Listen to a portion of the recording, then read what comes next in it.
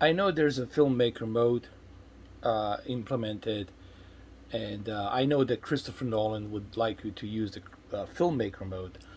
And I like filmmaker mode with the HDR. There's nothing wrong with filmmaker mode HDR. But in my opinion, I think that expert bright room mode, it's even better for the HDR content. So I would suggest the expert bright room mode. The only thing we have to do here, obviously, is just move the OLED light to 100 and contrast to 100 to squeeze all that HDR uh, peak brightness. Now, let's go through this really quick to see what a expert bright room mode consists of. Um, Sharpness at 10, I think that's a nice sweet spot for a any 4K HDR content. And the brightness, obviously, you never touch this. It always stays at 50. Contrast and OLED light to maximum because we are using HDR content. And the color at 50, which makes complete sense because you don't want to oversaturate the colors, especially on an HDR content. So let's go to advanced controls.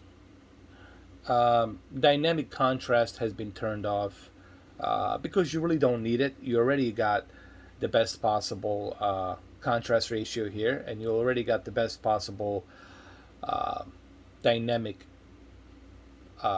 contrast picture because you got high dynamic range. With an IMAX, we're watching Tenet here, and these are the filters. Honestly, these are just the filters. This is something you can use um, on non-HDR content on standard dynamic range.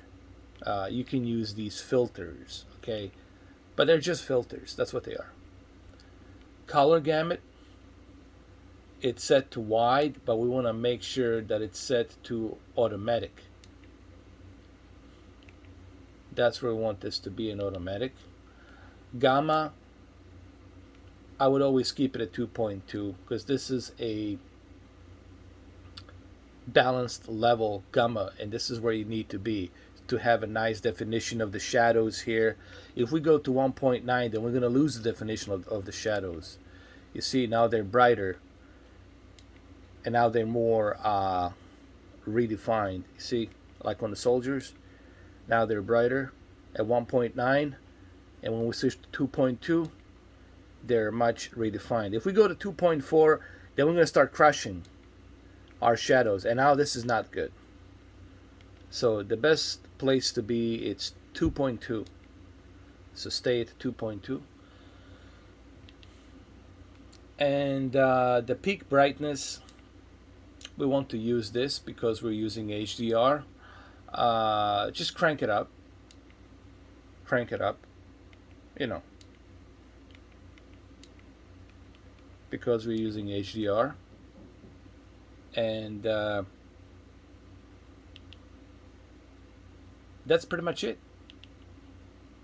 Now, there's one more thing actually before I forgot to mention here that I should maybe talk about. Go to picture options, true motion.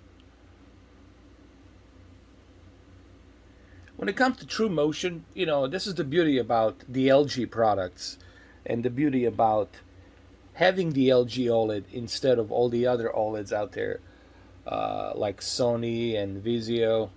Um, LG gives you a full package deal, like full package of features, like fully loaded. It's almost like a Lexus of OLED. It comes fully loaded with features. And this is just another example of the features that are available with the LG OLED. And here we are with our Cinema Clear True Motion. Now, there's many different types. There's natural, there's smooth, there's user, where you can have your own. But I would suggest Cinema Clear if you're going to be using a preset like Bright, Expert, Bright Room HDR. I would go with a Cinema Clear because we're watching movies. And I would leave it there. And it just looks fantastic. Maybe we can play this scene for a little bit. Let me see. All right, here we go. I'll play the scene really quick, just for a little bit, just so you can see how beautifully HDR looks right here on this OLED. The presentation of the tenant here. So I'm gonna pause it here for a little bit.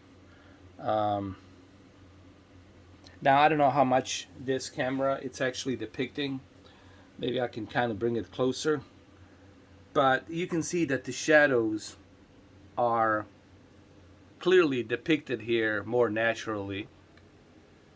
And everything looks natural and almost three-dimensional because we have an excellent calibrated bright HDR expert mode and bright room expert HDR mode, and as you can see, this is the end results when you have a really good OLED television from LG on top of that.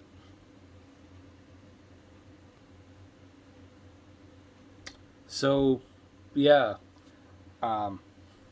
if you're thinking about what type of mode to use for your cinema, I know there's a filmmaker mode, and you can use a filmmaker mode. There's nothing wrong with it, but expert bright mode, bright room is definitely what I would suggest. Expert bright room, 100%.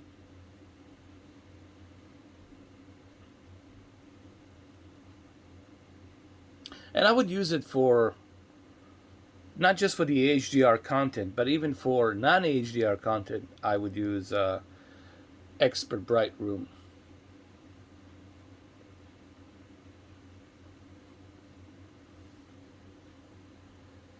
Now, when it comes to filmmaker mode, it's good, and I have no problem with it. But I feel that the expert bright gives you more of that brighter detail, you know. Filmmaker mode is good if you are watching in a dark room, if you turn off the lights. But expert bright, it's something that even with the lights turned on, you're still going to have that much better, brighter quality, in my opinion. And then even expert dark, it's a little bit slightly brighter than filmmaker mode. So filmmaker mode gets very dimmed. And it's great for the night viewing, but for the lit up room and night, I would say go with the experts, honestly. Again, filmmaker mode, there's nothing wrong with it, but I would go with these two: expert dark room and expert bright room.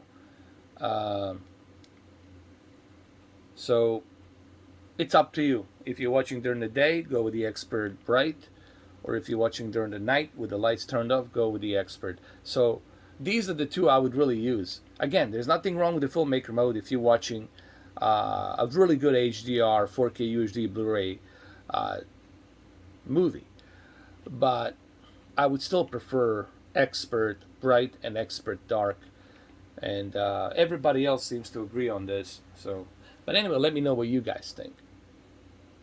All right, thank you for watching this video.